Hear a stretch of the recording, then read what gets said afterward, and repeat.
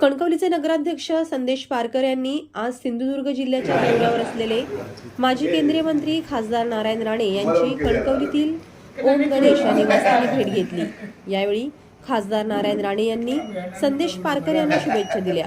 तसेच नीलम राणे यांनी देखील संदेश पारकर यांना शुभेच्छा देत आशीर्वाद दिले। यावेळी खासदार राणेंनी भविष्यात आमदार खासदार व्हा अशा शुभेच्छा देत आशीर्वाद दिलेत। यावेळी कणकवली शहरातील विकास कामांबाबत खासदार राणेंशी चर्चा केली आणि निधीसाठी मागणीही केली। यावेळी राणेंनी शहर विकासासाठी निधी देऊ असे आश्वासितही केले। तसेच यावेळी भावी खासदार संदेश पारकर या बॅनरची चर्चा रंगली।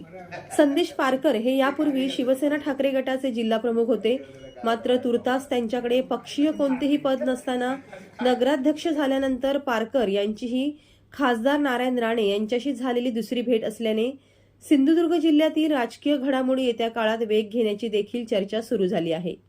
त्यामुळे खासदारांना भावी खासदार भेटल्याची चर्चा रंगली होती। Viraj Gosavi, Maharashtra live news, Sindhudurg.